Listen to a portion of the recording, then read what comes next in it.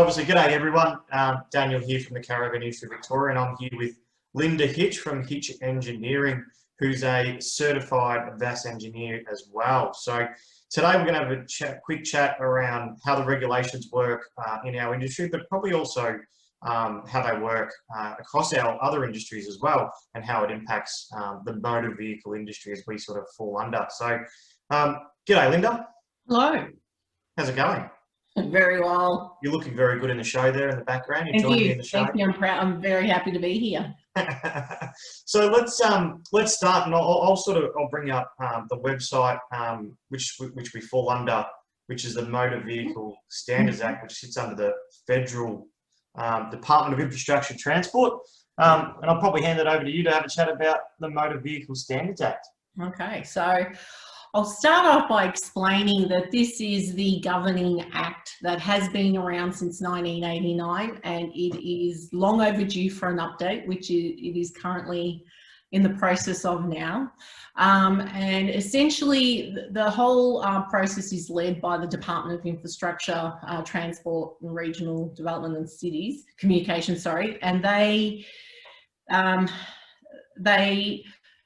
essentially determine with a massive body of personnel, those who are within the automotive and vehicle industry, and they've developed a set of standards. And these standards are critical for ensuring our safety on the roads. And so these standards will cover light vehicles and heavy vehicles. So it will cover your four-wheel drives, your passenger vehicles, to heavy rigid stuff like B doubles, etc., and trailers, which by definition is also a caravan. So it's obviously a very critical, and it essentially provides a prescription on how things need to be designed so that they meet the minimum requirements for them to be safe on the road.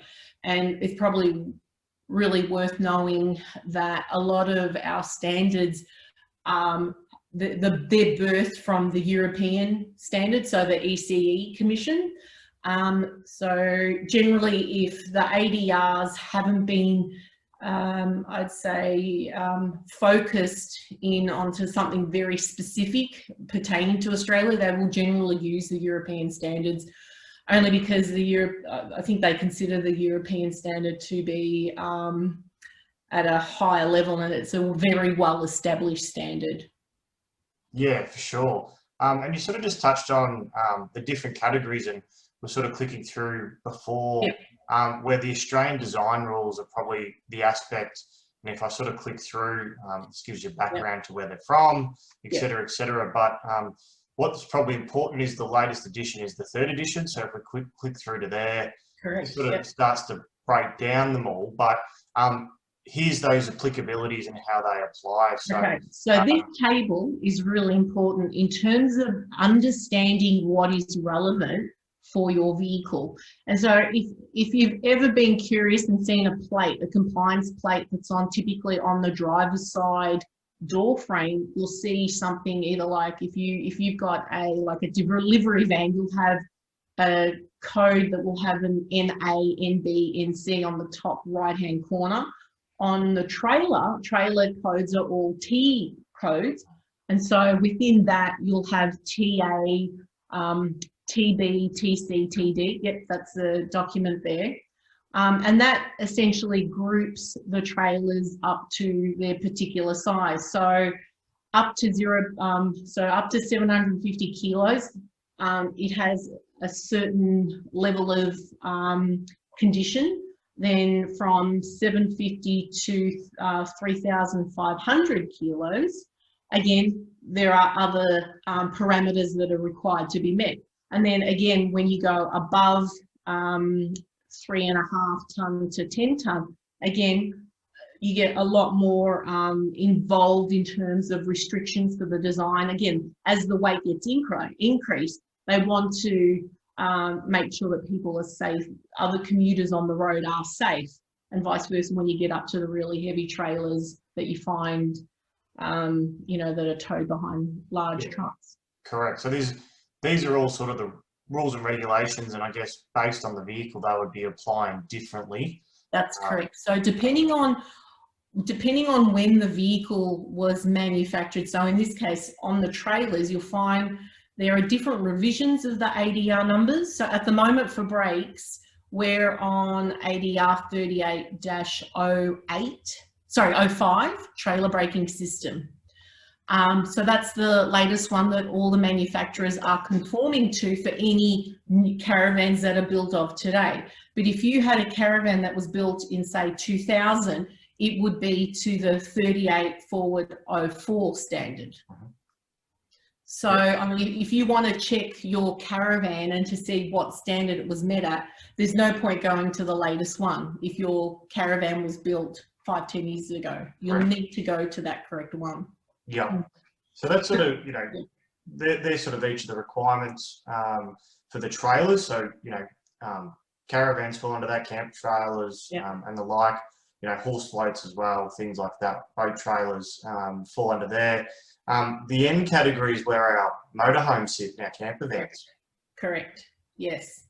And again, again, they go up to the whole 3.5 ton for the light. Between 3.5 to 12 ton is what they consider your mid-level, and then above 12 ton is what they consider a heavy goods vehicle. And then again, majority of time they want to make sure that the suspension and the braking system is sufficient, and also look at what the power is as well, because you need to be able to be fully in control of that vehicle and come to a complete stop safely without endangering others.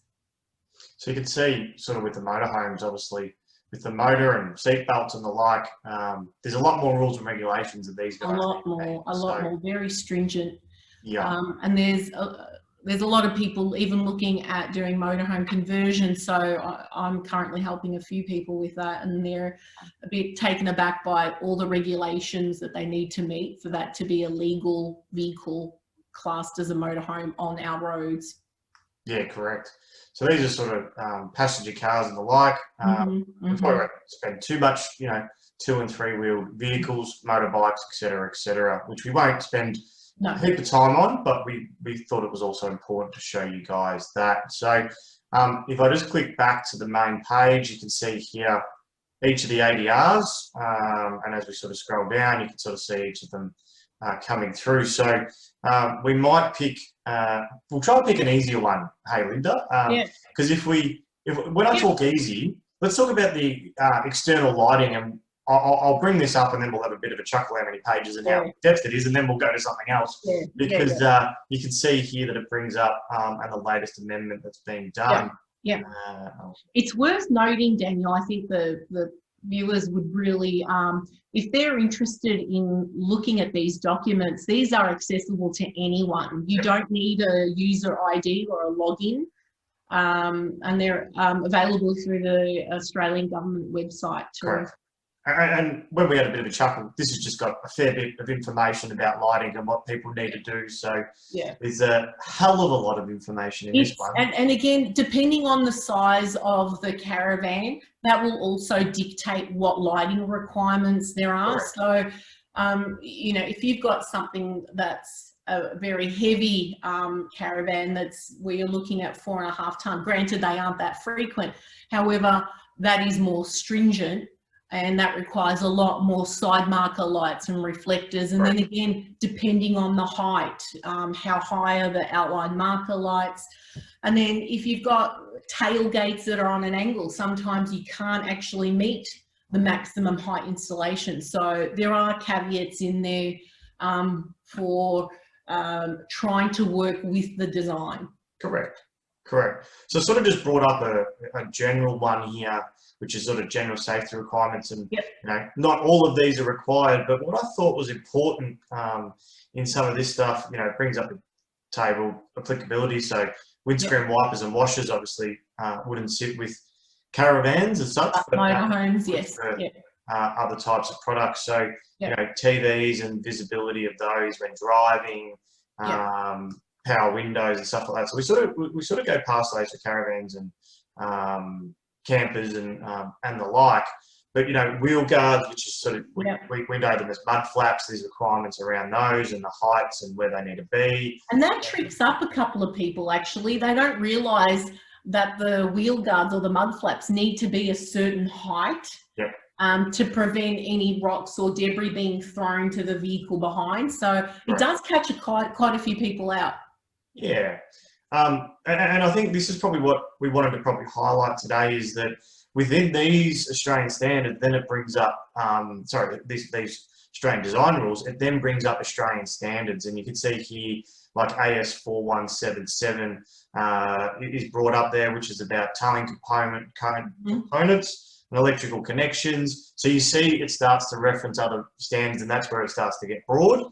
I think, and Linda, we started to talk about it previously, where you look at this and you go, well, these are federal requirements that are generalised across the board, but then the Australian standards, unless they're sort of listed in here, every state and then the legislation can be varied. It is pretty common now. We've got a lot more consistency rather than sort of 10 years ago. But the key bit with all of this is these are legislations and regulations, but then it comes into each state as the enforcement and really the registration process is that handover, isn't it? That's correct, absolutely. And like in Victoria, that's where it gets passed over to Vic Roads. And they are very well versed as well when it comes to a lot of these specifications. Correct. Yeah. So, you know, we look at that and go, gee, that probably confuses us a lot, and there's a lot to understand, and I need to be an expert of trigonometry and the like. And that's why we've got people like yourself. But what they did some time ago was created vehicle standard bulletins, and they created one for building small trailers. And I'll bring this one up as well.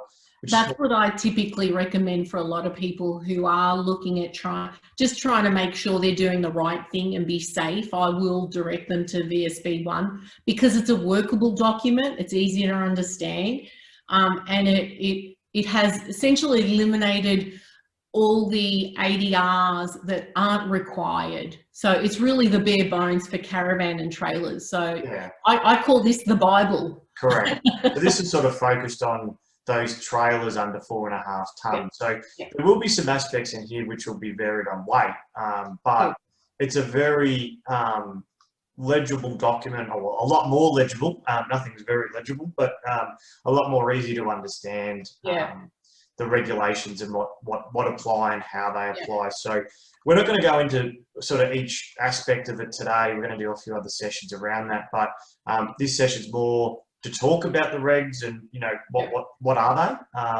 And, you know, I know in here, if I do the fancy stuff of gas, you know, it refers to the gas regulation here. So that's a whole other standard that then you would then need to apply to. So it becomes a bit tricky.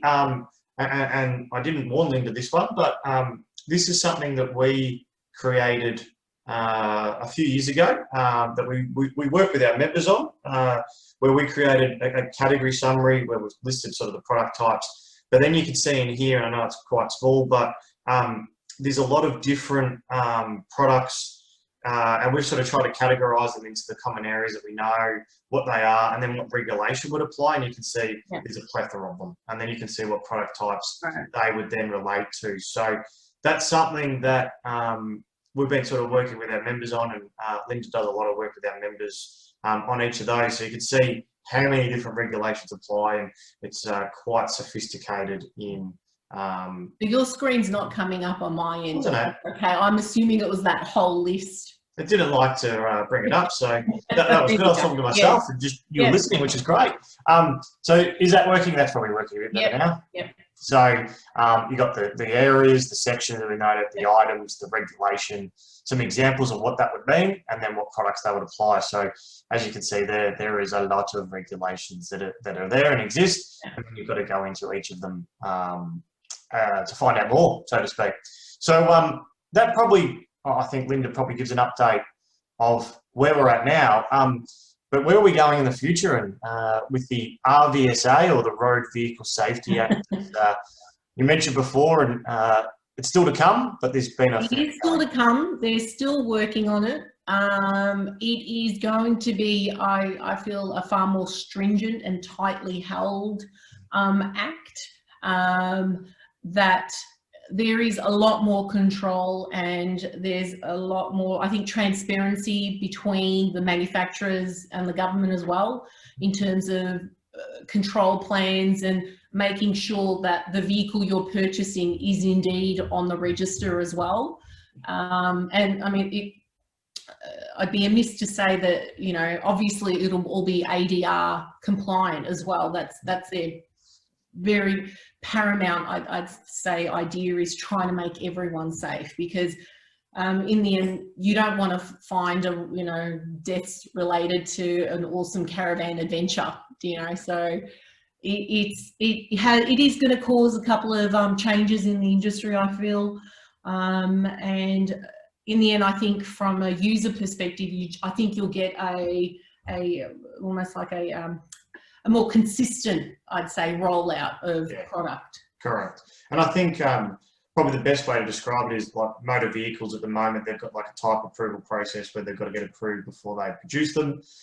It'll be the same with our products. And as you said, the Motor Vehicle Standards Act was 1989. That was only a couple of years ago. So there's a little bit that's changed since then, even though they've been updating ADRs, the whole act and how it was written in that time. A lot has changed. A lot of technology, particularly around electronics and data and communications and the like, have changed. So they're sort of bringing that in line, but also probably a key aspect will be the parts that suppliers, they need to get certified as well. I mean, their testing laboratories need to be certified. So well, I think it'll be more onus on quality as well. I think you'll find a lot better quality coming out and consistent.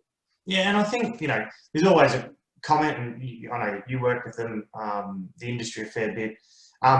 It's a self-certification process at the moment, but the regulations still apply. So, you know, by putting a compliance plate on, they're still declaring that it's compliant to those regs that we sort of skimmed through before. And everyone's trying to do the right things. You know, and I sort of thought of this before.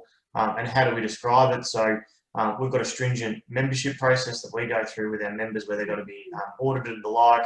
We can't continue to ensure every product's compliant, but with our shows that we run, they've got to have audits for new products that they produce. So, you know, Linda does the audits on those as well to make sure that they're right and they're on the right path. And we're really educational based, Linda, aren't we, to sort of help them? Absolutely. There's some things that people aren't aware of. As you saw, the ADRs are very, they are complex in some elements of it. So I can understand where a lot of the direction can be misinterpreted. A lot of shalls, must, could, should, recommended.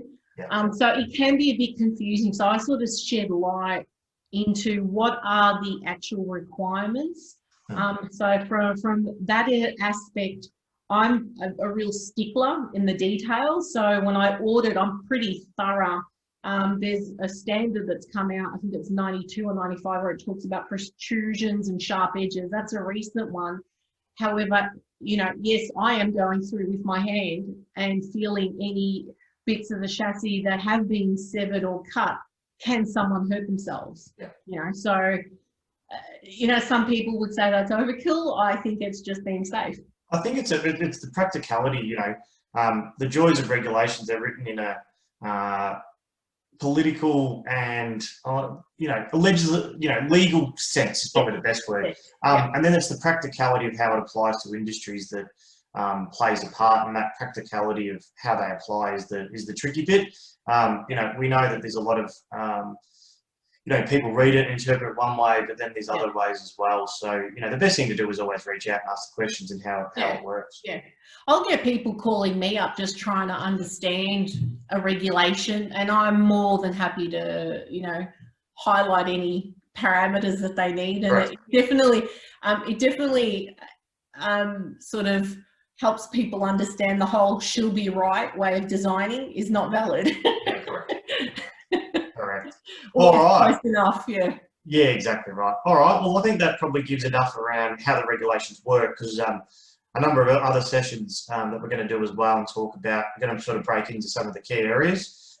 So, yeah, I don't know if there's anything else. We'll wrap that one up there. And No, I think that's pretty much it. I just strongly encourage people to be aware of what the regulations are, and just try to meet them as best as possible. If you don't understand, reach out to someone like me or other engineers in the industry for maybe a bit of guidance. Yeah, correct. Yeah, exactly.